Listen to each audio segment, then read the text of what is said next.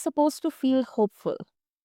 But for many people, it feels overwhelming, expensive, painful, and confusing.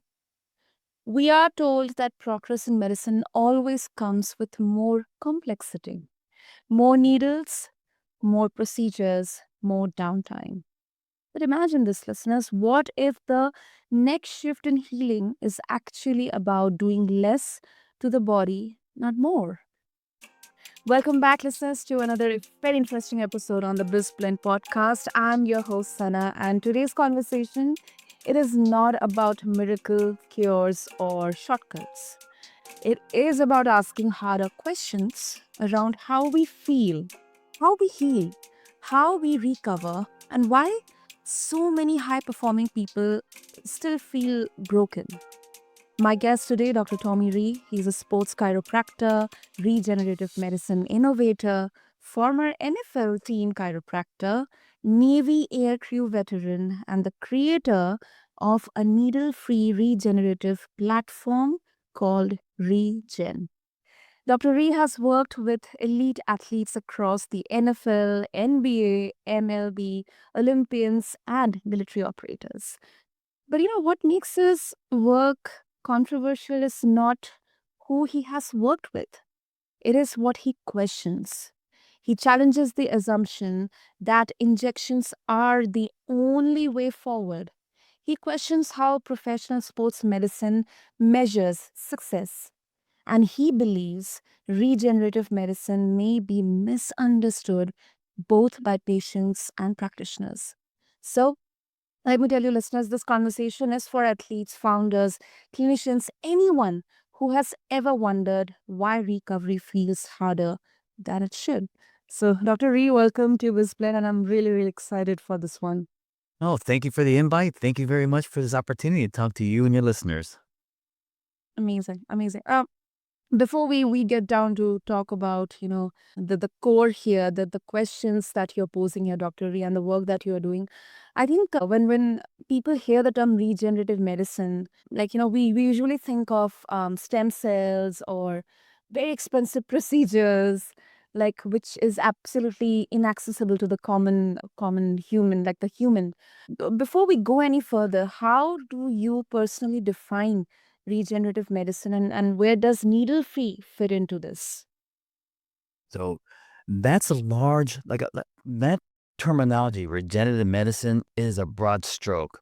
Of course, we think about like stem cell therapy and we think about anything that has to do with turning on your existing tissue to regenerate. But that also encompasses like equipment, just think about things that help you turn on, you know, your existing tissue by some type of like e-stem component or ultrasound, or maybe some, photobiomodulation. Something that turns on your existing tissue is a sort of a regenerative medicine kind of component. But when you look at like this injection of stem cell therapy, these stem cells and the signals, well, it's delivered through an injectable type of form, or it can be IV or something like that, but very invasive.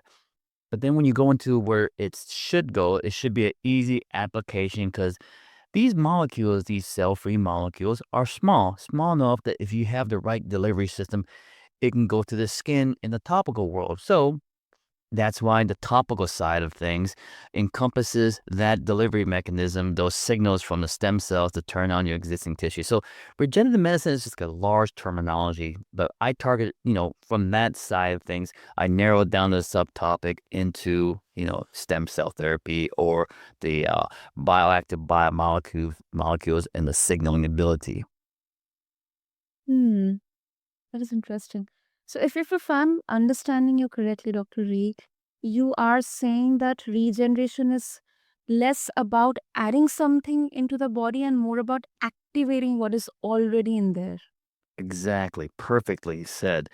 You know, Mhm. we have the tissues. I mean, it's just basically our poor ability to wake it up, signal, and make it do its job. So just like anything else that we age, we start losing the ability to regenerate. Right? We always want that, once we get to puberty, we want that 1-to-1 ratio, right? We want one like, one cell die, one cell replaces that 1-1 ratio so we can keep going on through life and then, have that nice stabilization, static quo, right?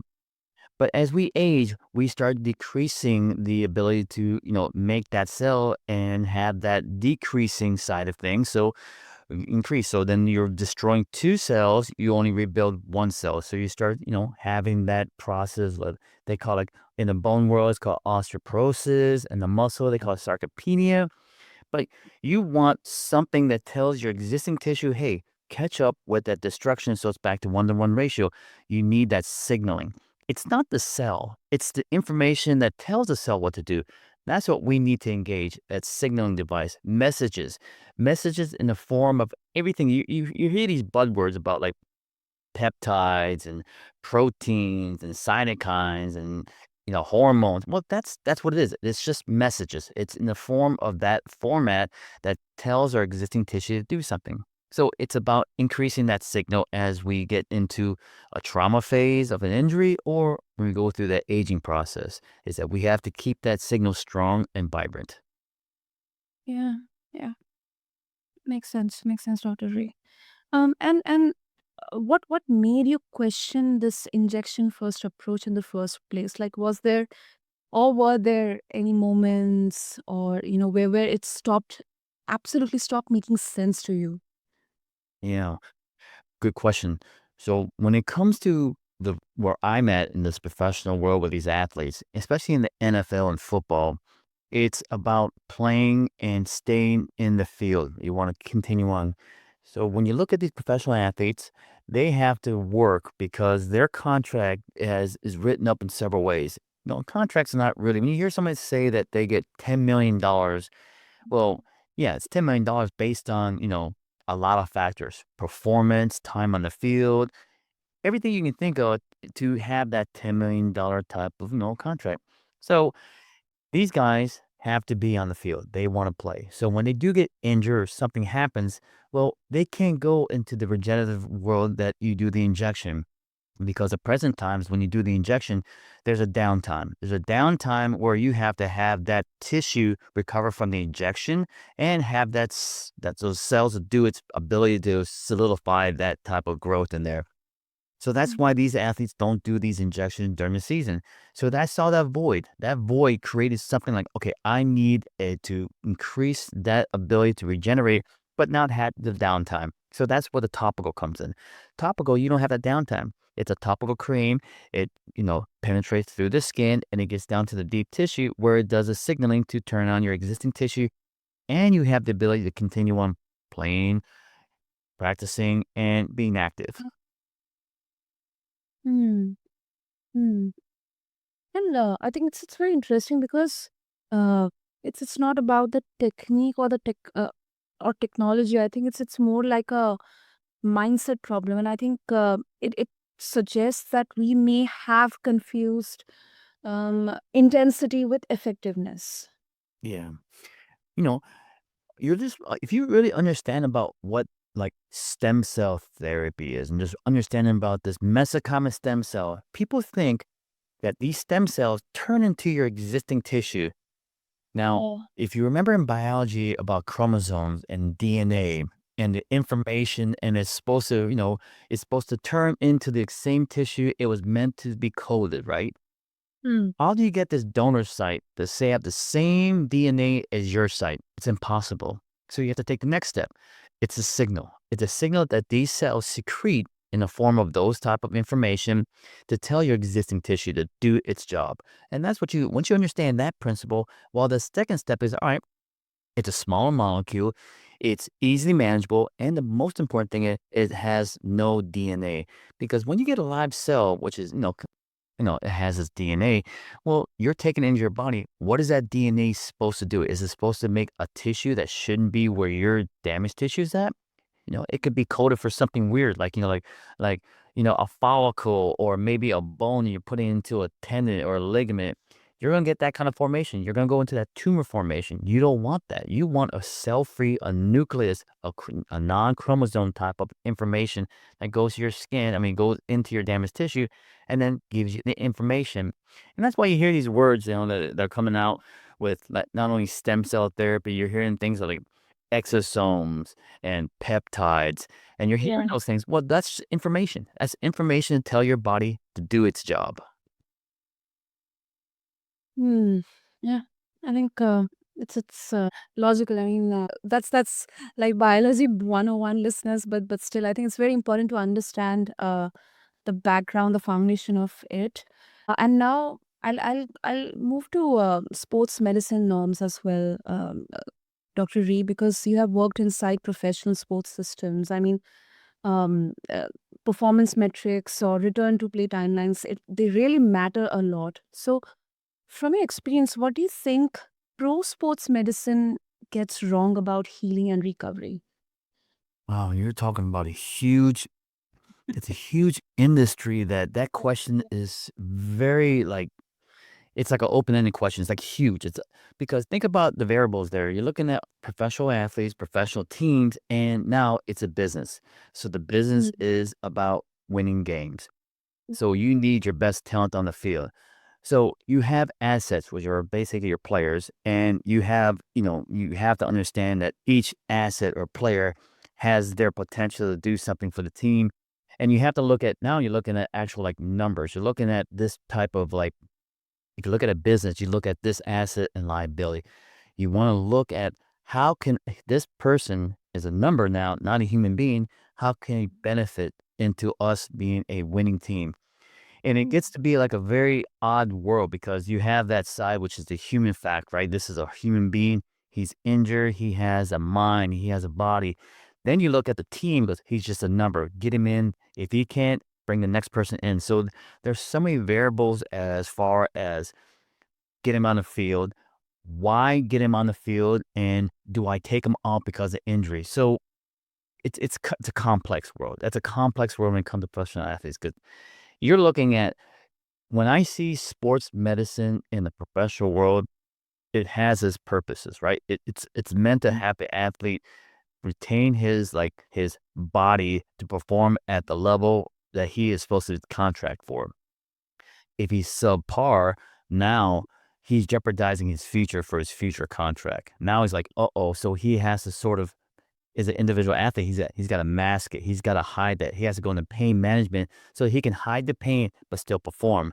Which, of course, Yeah. we all know when you mask pain, you're going to create more injuries. So that grade one strain sprain could eventually turn into a complete rupture. So you have to know the balance of all of this kind of, why do this, and is it best for myself or the team? And it's just a complex type of dynamic in these worlds of like, professional sports. So yeah, it's very difficult. So the sports guy, as far as a doctor, it's very complicated because he has to work for the patient or the athlete, but he also has to work for the team. So if the team needs him out there, I heard odd stories like some doctors will lie to the athlete, say, no, you're okay. You can go back out there and play. And knowing that he's a one hit away from like, total destruction of his knee. So I've seen that. The problem is that that doctor has a pressure from the front office to have this guy get on the field and play. And, maybe there's a chance or 5% chance that he'll ruin his knee or 95% chance he'll ruin his knee. But there's still that positive side. He goes, hey, he still can play it. Let's go. So it's an ugly business because, if he's on his last year contract, he's doing very well. And if you look at the athlete, he's thinking, I have to think about my next contract. I've got to make sure that I can still play. But the Yeah. problem is that if you're injured, they bring it to the negotiation. Goes, well, you're not worth as much as your last contract because you have this injury. So they keep it quiet. And then again, you look on the team side, goes, well, this guy's his last year contract. He's got an injured knee. We know the truth. We'll lie to the athlete just to get the rest out of him so we can kind of like deplete him. And then we can go on to the next person after the next contract. So it's an ugly business, but you know, it's got its complexity in it. Yeah, I agree. 100% agree. And if you look at the Olympics or um, the, the WWE and Fs and all, NFL, NBL, I mean, it is ugly business, but it's business. Yeah. Here's something funny about the WWE. Uh-huh. WWE And also when you look at Olympian, especially when you call it individual sports, they're on their own. If it's not really a team sport. So WWE is set up like almost like each athlete or, talent is their own independent person. So they're like, subcontracted. They're contracted into this world that gives them the ability to do the wrestling. But when you look at the liability of the company, they're not like employees. They're just contractors. So they have that separation that I don't have to get in like workers' comp or some type of like, protection that under the rules of like this employee employer. So that's how that world is set up. So when you have that kind of world, each individual person is responsible for their own care. They have a facility there. They brought me in to take care of some of these guys, and then they have that side of the medical side. And they do have some insurance there. But ultimately, they're on their own. So it's kind of tough when you look at WWE versus the Olympics. When you look at Olympians, that's even Mm. worse because most of those athletes are not really getting paid. There's no, they call it what like amateur sports, right? So it's a stipend. They'll get some money. They'll get if they're good, they'll get some type of sponsorship from shoe company or clothing line, and they'll get it. But those are the top guys. When you look at the bottom tier athletes, they're still Olympians, but they're not getting that kind of money. They're just doing it for the joy of the sport and the event and being a participant. So it's like anything else. There's that top tier level that gets that kind of that money and that support and that that medical side, and then you got the lower side that they have to like work a second job in order to pay for some of the training and the therapy and the care for their own body just to be an Olympian. Yeah, yeah. I mean, I have seen a few of, not documentaries, but content on specifically Olympians, and I mean, they have to resort to other ways to just survive. I mean, I think it's like the battle, the commercialization of everything, whether it's art, creativity, sports, and then you have the passion, the the fun of being in the sports. So yeah. Yeah, there's nothing more exciting than representing your country and going to a world stage like that and competing and seeing how you do compared to other people around the world. So it's got its merits as far as that component. But then, you still got to support yourself. You still got to be able to do those type of events and then have your electricity on. That's right. That's right. Hmm. And specifically, Dr. Rhee, you mentioned about how uh, a doctor, who is attending to the players, they have this pressure. Let's say the player is genuinely injured, and there is 90% of risk of getting injured. Uh, and then there's a pressure from management. Like, do you believe that there is definitely a need of like this like industry level change, and there any possibility that there can be a change here?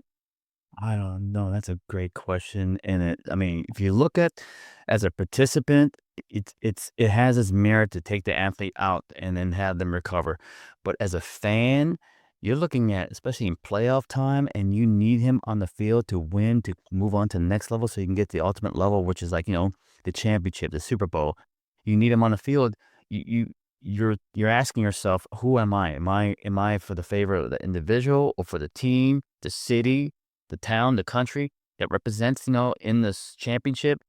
So it's very complex. I mean, you try to be very objective as a doctor. You're saying, all right, you need to get him out, that's it.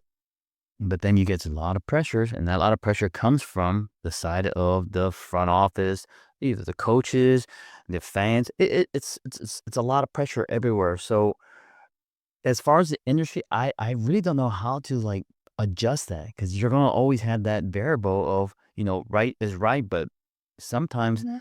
you've gotta understand that, what do they say? The needs of the many outweighs the needs of the few, and that one few, he's the one that gets the consequences, so maybe there should be some compensation for him to put himself to harm's way that cares for him the rest of his life, but at that same type of, like, that salary.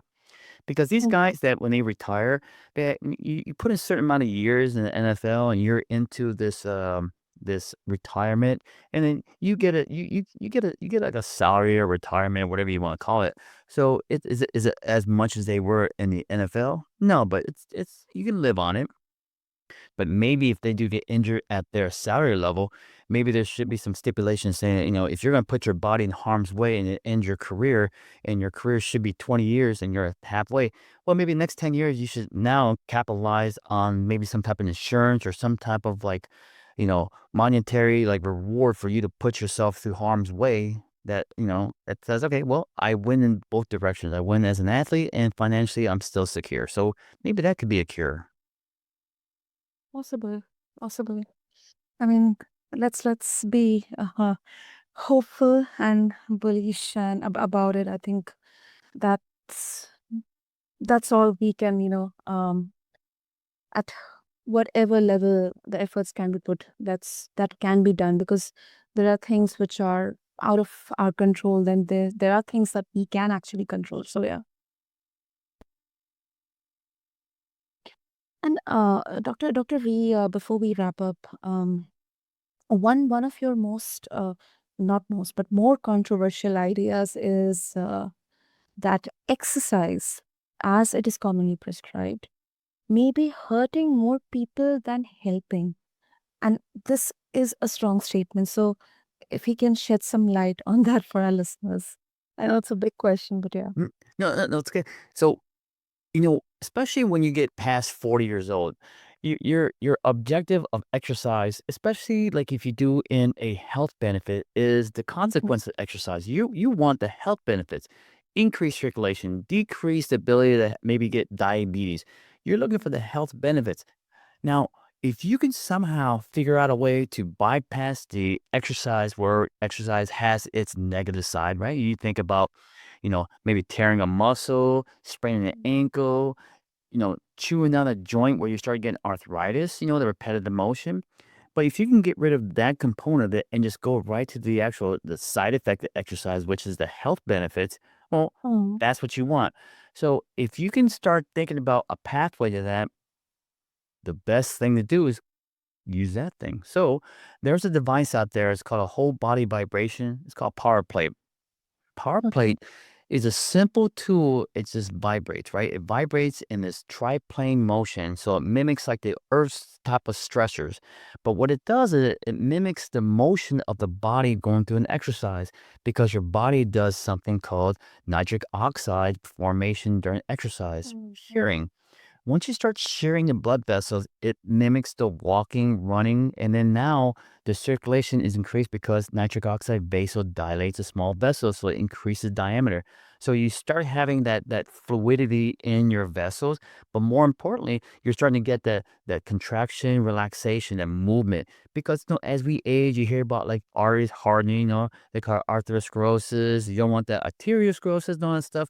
You don't want those things. You want the fluidity. So that's why if you can bypass exercise, go right to this device, Power Plate, it will actually do the same thing without the consequence of exercise. That's what I was talking about biological activation, is that activation of Mm. nitric oxide to increase circulation, to increase the ability to have the byproducts of exercise without getting that kind of like, joint pain or the muscle pain or soreness. At a certain age, you're not really caring about like the physique. You're looking at Yeah. benefits, decreasing blood pressure, increasing ability to like, you know, live a longer active life. And that's what I talked about there.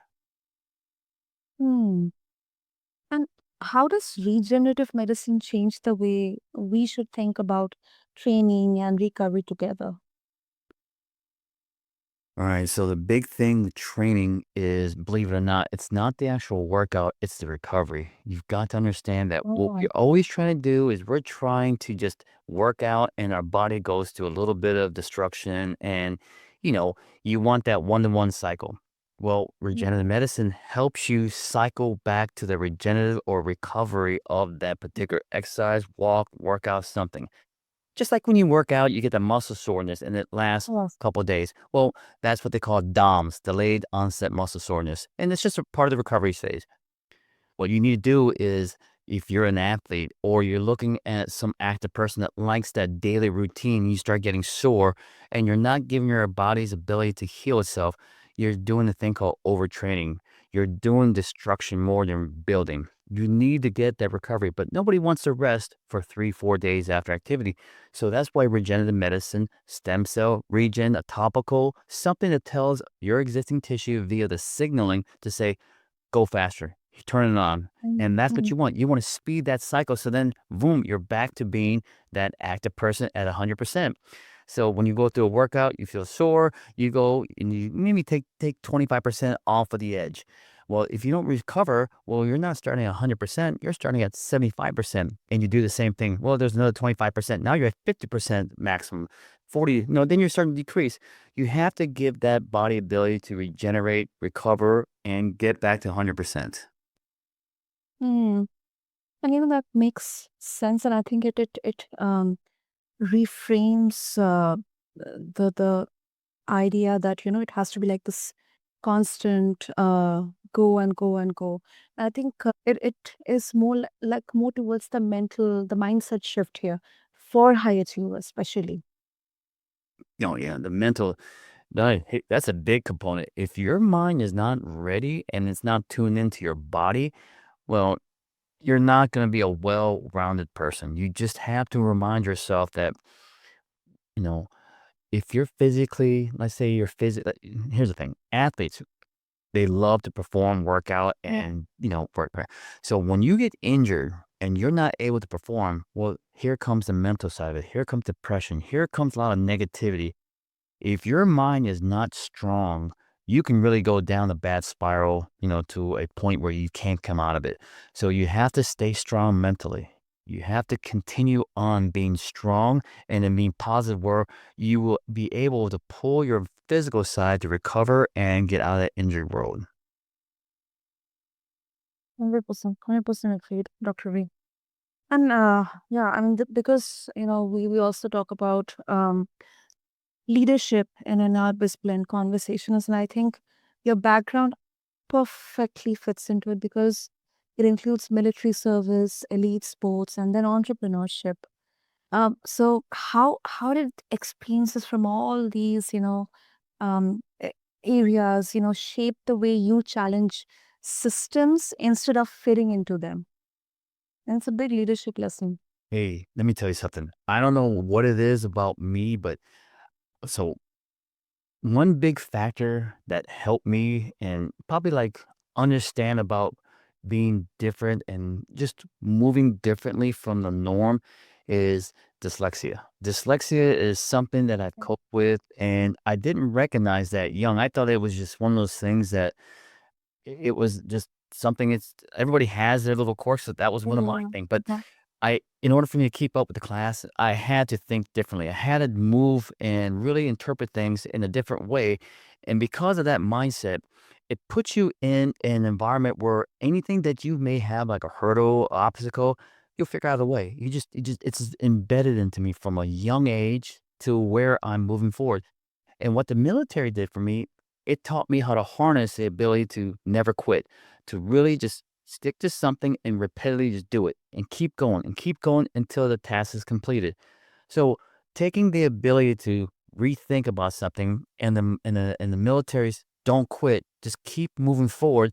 Those two combinations, it just perpetuated me to where I was able to be a doctor, be a developer of Regen, write a book. It just seemed like it's not a hard thing to do. It's just part of your stepping stone. You just have to do it. And it's like, well, if I can't do things this way, there's got to be a little different pattern I could do. And then you take that pattern, but you just continue moving forward. Whereas maybe some people will see a hurdle and goes, that's not for me, or I don't want to do that because I'm not that person. Well, for some reason, it doesn't sit in my head that way. It just basically says, all right, it's just a hurdle, just cross over it. Yeah. I think this perspective it turns disruption into responsibility, not rebellion. And I think it's about asking better questions when the stakes are actually real. And I'm very sure that, if a leader or a founder is listening to this conversation, I think this is a big lesson, which is not only applicable in any specific industry or category or an area. I think it's applicable in all aspects of life. Oh, absolutely. If you take the approach that everything, if the first thing I do is I know who I am in the sense that I don't have a hurdle. I have a gift. I don't look at like dyslexia and all this stuff. I don't look at that as like a hurdle. I look at it as a gift. Like it'll allow me to be this different person. And with that, you take that discipline and driving forward and not quitting.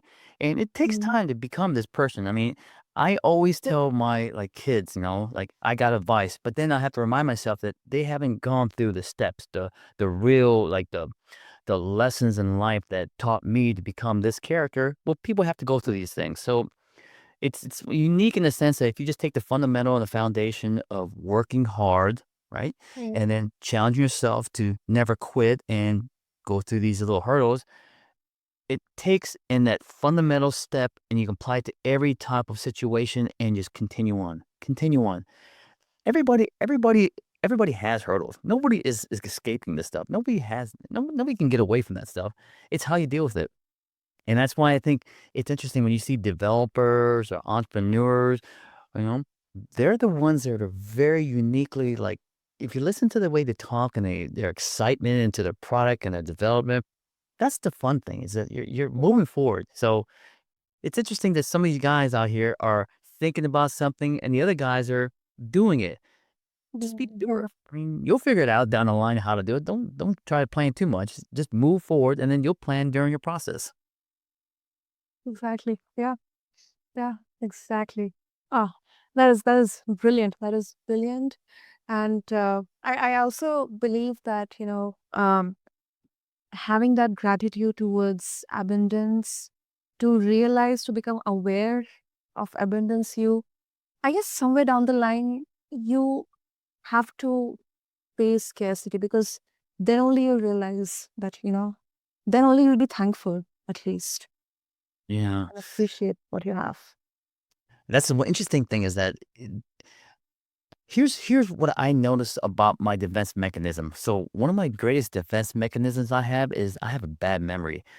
And that means that includes like bad things. So I'm always optimistic on its own merit because I don't know what the bad things happened to me in the past. If I really sat down, thought about it, and really thought about it, yeah, there's some bad moments in my life, just in general, but everybody has that.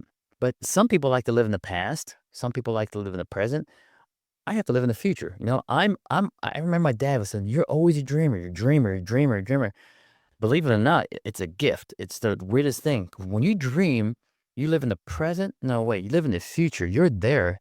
Now, how to get to that spot, how to focus and how to drive. And that's what, military got me. That's what this little gift I got. So it puts me where I surprise myself sometimes. And I think, wow, how'd you do that? He goes, I don't know, but we're moving forward. Yeah, yeah, totally, totally, Dr. Rhee. Oh, amazing. What a wonderful, conclusion to this conversation, listeners. And Dr. Rhee, of course, if our listeners, if they have their thoughts, their opinions, and they would like to share, and also they would like to reach out to you, connect with you, what would be the easiest medium? If you go to my website, it's RHEEGEN.com. You can read about the regenerative medicine stem cell and all that stuff topical that I developed. But in there, it says info button. Should be an email and ask me a question. Say hello. What do you think about this or whatever? So you can contact me that way. And don't forget, I've got a book out there because Mm. the reason why I wrote the book is that I'll get repetitive questions over and over again about stem Mhm. cell therapy, topical stem cell. So I say, you know what? Let me write a book. It's so much easier just to write a book and give that book to them here, read about it here. So instead of like repetitive questions and answers, I wrote that book. So the book's called The Future of Regenerative Medicine. Amazing. Amazing. You know what, listeners? I'll have all the links in the show notes. So reach out to Dr. Rhee, check out his book, The Future of Regenerative Medicine. And also, I think, you know, listeners, what I appreciate about this conversation is that it doesn't promise any easy answers or solutions, but then it asks us to slow down and reconsider assumptions we have inherited about pain or performance, and progress. So, to say needle free regenerative medicine may not be the final answer, but it does represent something important, a shift from forcing outcomes to supporting systems. So, Dr. Rhee, thank you so much for. It was a lot to cover within such a short span of time, but I appreciate your conviction and your nuance to this discussion. Thank you. Thank you very much. I really appreciate this opportunity. For our listeners of this conversation, challenge the way you think about healing, recovery, exercise. That's the point. Growth starts where certainty ends. Until next time, this is Sana from BizBlend reminding you that innovation is not about doing more, it is about doing what actually works. Until next time, this is Sana. I'll catch you in the next episode of BizBlend. Thank you.